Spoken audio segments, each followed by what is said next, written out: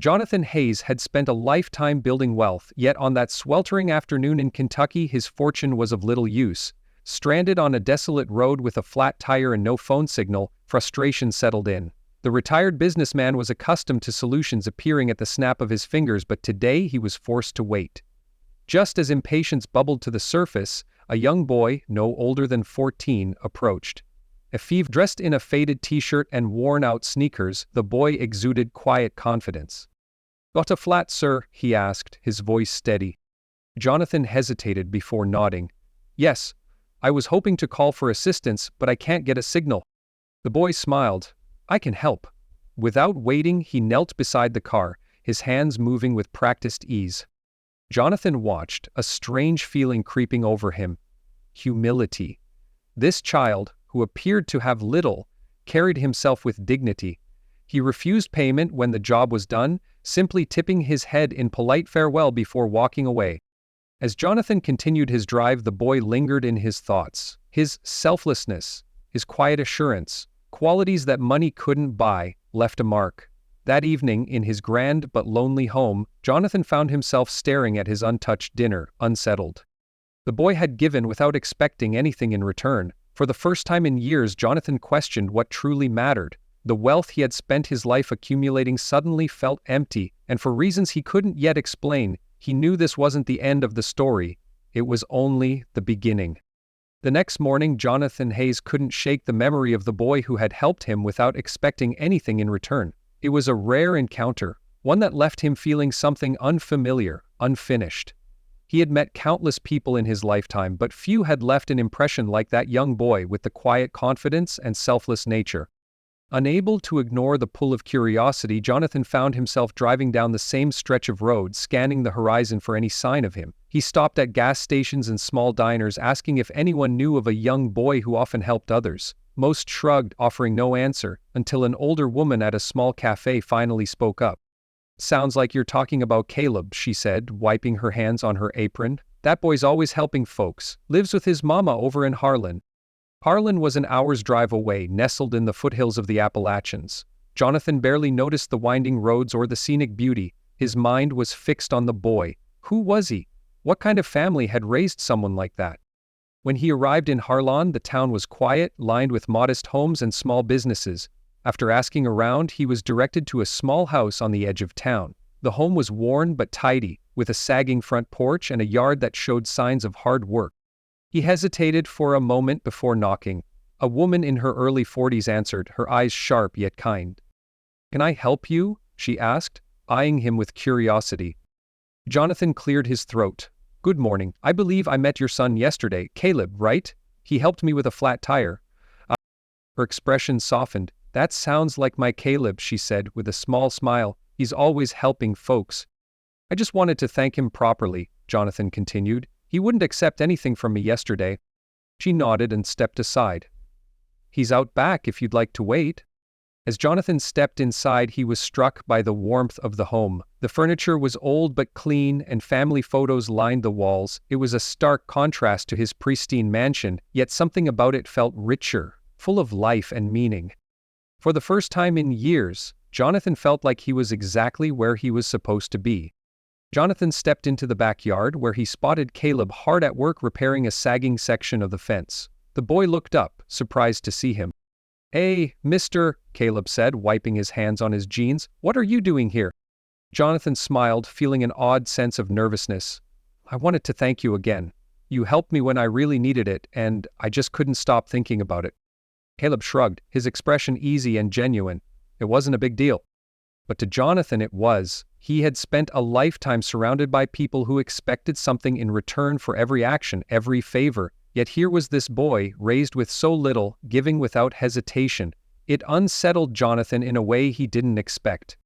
"I don't think you realize what a big deal it was," Jonathan finally said. "People don't usually help strangers without expecting something."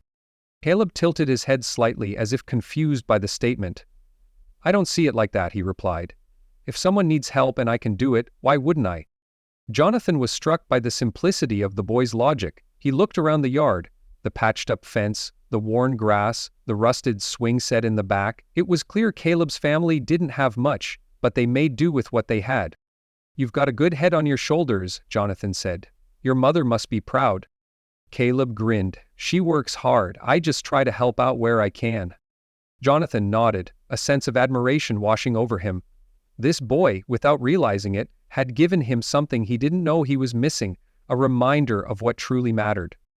Jonathan couldn't shake the feeling that meeting Caleb had changed something within him.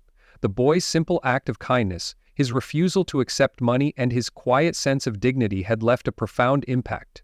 For the first time in years, Jonathan felt a sense of clarity. He wanted to do something meaningful, not out of charity, but out of gratitude. The next morning, he made phone calls, a lot of them. He reached out to old business contacts, contractors, and suppliers. By midday, a plan was in motion. Within a week, trucks and workers arrived at Caleb's home, carrying lumber, roofing materials, and fresh coats of paint. Caleb and his mother stood in shock as workers unloaded supplies. "You didn't have to do this," his mother said, her voice trembling. "We've managed fine on our own." Jonathan turned to her, his expression earnest. "You've done more than manage, you've thrived. But you gave me something I didn't know I was missing. Let me give back." Caleb stood quietly beside his mother, a thoughtful look in his eyes. Jonathan knelt slightly to meet the boy's gaze. "You taught me something, Caleb," Jonathan said. "Helping people isn't about money, it's about showing up, and I want to show up for you." Over the next few weeks, the house underwent a transformation. The sagging porch was rebuilt, the roof was repaired, and the rusted swing set out back was replaced with a new one. Inside, the walls were painted, the floors polished, and the kitchen updated with modern appliances. At first, Caleb tried to help with the renovations, carrying planks and sweeping debris, but Jonathan insisted, smiling, "Your job is to enjoy being a kid for a little while." Still, Caleb couldn't resist sneaking out to watch the workers, his eyes lit up with curiosity as he observed them measure, cut, and build. One of the crew members, a burly man named Joe, noticed and invited him to help measure wood planks. Before long, Caleb was asking questions about tools and construction. Jonathan watched from a distance, pride swelling in his chest. For the first time in years, he felt like he was doing something meaningful, something beyond himself. Caleb's quiet kindness had set everything in motion, and Jonathan knew this was only the beginning. As the renovation neared completion, the small house that once stood in quiet resilience now radiated new life. Fresh paint brightened the walls, sturdy wood reinforced the porch, and a brand new roof ensured protection from the elements. The backyard, once scattered with broken fences and an old swing set, now featured a freshly built play area where Caleb and the neighborhood kids could run freely. On the final day of the project, neighbors gathered to see the transformation. Some brought small gifts, freshly baked bread, homemade jams, and even a potted plant. The atmosphere was warm, filled with laughter and heartfelt appreciation. Jonathan stood on the porch, sipping a glass of iced tea as he took in the scene. It had been years since he had felt this kind of joy, not from a financial deal or business success, but from seeing others thrive. Caleb's mother walked over, her voice thick with emotion. "You've done more than fix a house," she said softly. "You've given us hope." Jonathan smiled, feeling the weight of her words. "You and Caleb gave me something too," he admitted. "A reminder of what really matters: family, community, and purpose." Caleb, standing beside his mother, looked up at Jonathan with a thoughtful expression. "Mr. Jonathan," he began, hesitating for a moment, "I've been thinking a lot about what you did for us. I want to do something like that one day. I want to help people too." Jonathan placed a reassuring hand on the boy's shoulder. "You already are, Caleb. Your kindness set all of this in motion. Don't ever lose that." As the sun dipped lower in the sky, the three of them sat together on the newly rebuilt porch, watching the golden hues stretch across the horizon. The warmth of the day lingered, but there was a deeper warmth, one that came from connection, gratitude, and a shared sense of purpose. When it was time for Jonathan to leave, Caleb and his mother walked him to his car. The boy's wide grin and his mother's tearful smile were etched into Jonathan's memory as he drove away. This wasn't just the end of a project, it was the beginning of something much greater. In the weeks that followed, Jonathan found himself drawn back to Harlan time and time again, no longer just an outsider but part of something bigger, and for the first time in years he felt truly content. In the weeks that followed, the bond between Jonathan and Caleb's family deepened. What had started as a simple act of gratitude had turned into something much more. An ongoing connection built on kindness and mutual respect. Jonathan found himself visiting Harlan more often, not just to check on the house renovations but to spend time with Caleb and his mother. He enjoyed their conversations, the warmth of their home, and the quiet sense of belonging he hadn't realized he was missing.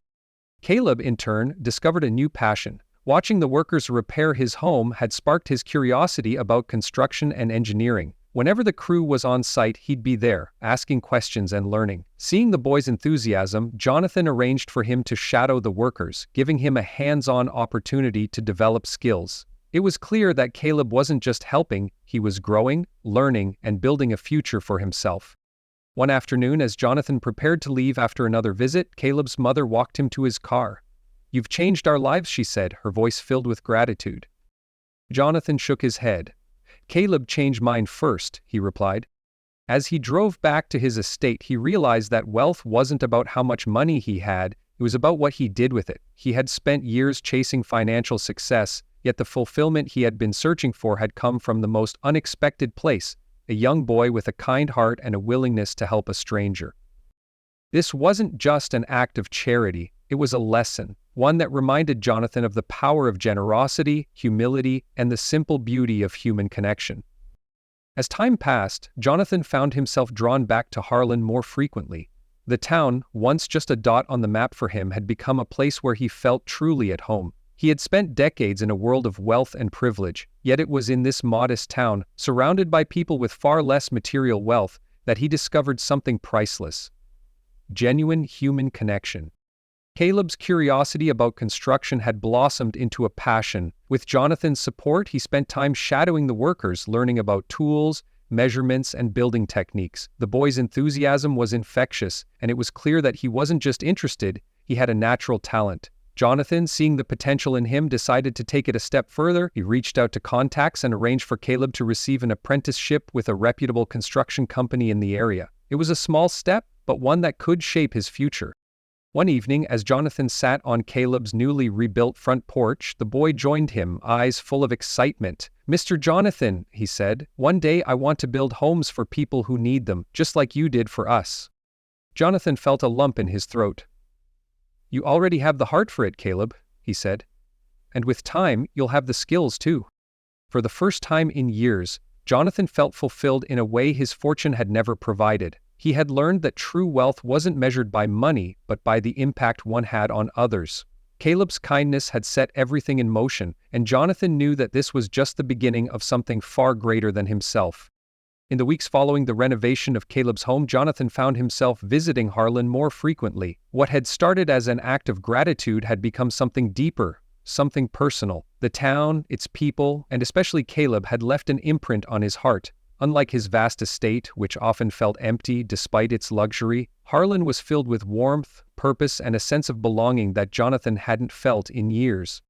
Caleb, too, had changed. The young boy who had once quietly helped a stranger on the side of the road now walked with an even greater sense of confidence. The time spent shadowing construction workers had ignited something in him, a passion for building, for creating something meaningful with his hands. It was no longer just about fixing things, it was about shaping the world around him. One afternoon, as they stood together on the front porch of Caleb's newly repaired home, the boy turned to Jonathan with a determined look. "Mr. Jonathan," he said, "I've been thinking. I want to help people the way you helped us. I want to build homes for families who need them." Jonathan felt a swell of pride, not just for Caleb but for the journey they had both taken. He had spent his life accumulating wealth, believing success was measured in dollars and possessions. But here was a boy with so little in material terms, yet with a heart far richer than most. Caleb understood something that had taken Jonathan decades to learn. True success was about giving, about making a difference in the lives of others. That night, as Jonathan sat in his grand study, he realized he couldn't return to his old life as if nothing had changed. He didn't want to. Instead, he made a decision, one that felt more important than any business deal he had ever closed. He would start something meaningful, something that honored Caleb's spirit of generosity. He reached for his phone and began making calls, laying the groundwork for a foundation that would help struggling families rebuild their homes and their futures. It wasn't about charity.